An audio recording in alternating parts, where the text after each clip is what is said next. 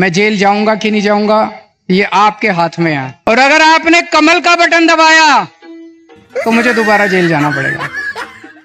દિલ્હીમાં વિધાનસભાની ચૂંટણીમાં આમ આદમી પાર્ટીને ધોબી પછાડ મળી છે. ભાજપને ક્લિયર મેજોરિટી મળી ચૂકી છે અને ચિત્ર સ્પષ્ટ થઈ ગયું છે. દિલ્હીમાં ભાજપ સરકાર બનાવવા જઈ રહી છે ત્યારે કેજરીવાલના અગાઉના વિડીયો વાયરલ થઈ રહ્યા છે. નમસ્કાર, સ્વાગત છે આપનું BS9 TV ન્યૂઝ પર. હું છું આશીષ અઘેરા.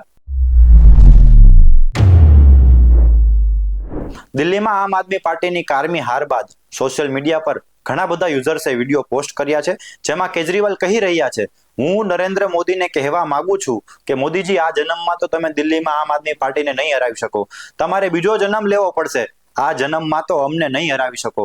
આ જ વાત કેજરીવાલે દિલ્હીની વિધાનસભામાં પણ કહી હતી. તમે રોકવાની કોશિશ કરશો અને વિચારશો કે હું દિલ્હી જીતી લઉં તો આ જન્મમાં તો નહીં જ જીતી શકો. સાંભળો શું કહ્યું કેજરીવાલે. मैं नरेंद्र मोदी जी को कहना चाहता हूं, मोदी जी इस जन्म में तो आप हमको नहीं हरा सकते दिल्ली के अंदर आम आदमी पार्टी को, आपको दूसरा जन्म लेना पड़ेगा, इस जन्म में तो नहीं हरा सकते आप आम आदमी पार्टी को दिल्ली में. अगर आप रोकने की कोशिश करोगे और फिर सोचोगे मैं दिल्ली जीत लूं, इस जन्म में तो नहीं जीत पाओगे मोदी जी.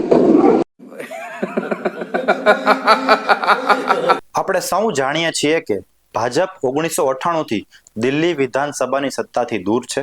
આજ સુધી ભાજપે હારનો સામનો કરવો પડ્યો છે, પરંતુ આ વખતે દિલ્હીમાં મોદીની લહેર ચાલી હોય તેવું રિઝલ્ટ સામે આવ્યું છે. આ વખતે ભાજપની સરકાર બનવાની છે. 1998 બાદ પ્રથમવાર દિલ્હીને ભાજપનો મુખ્યમંત્રી અને સત્તા મળશે. છેલ્લા 27 વર્ષથી ભાજપ દિલ્હી વિધાનસભાની ગાદીથી વંચિત હતું. અરવિંદ કેજરીવાલે અગાઉ જે નિવેદનો આપ્યા હતા, જે તોછડી ભાષામાં ભાષણો આપ્યા હતા, ભાજપને ચેલેન્જ આપી હતી, તેનો જવાબ જનતાએ ભાજપને મત આપીને આપ્યો છે. ભાજપને સત્તા પર બેસાડી છે. 27 વર્ષના વનવાસ બાદ ભાજપે દિલ્હીમાં સત્તા મેળવી છે અને કેજરીવાલને જે ઘમંડ હતો એ તોડી નાખ્યો છે. જનતાએ આમ આદમી પાર્ટીને 2 વાર સત્તા પર બેસાડી છતાં વિકાસ ન થતા ભાજપને જીતાડી છે. ત્યારે પૂર્ણ બહુમત મેળવ્યા બાદ ભાજપ હવે મુખ્યમંત્રી તરીકે કોને પસંદ કરશે તે જોવું રહ્યું. આવા જ વધુ અહેવાલો જોવા માટે અમારી ચેનલને લાઈક કરો, સબસ્ક્રાઇબ કરો અને શેર કરો.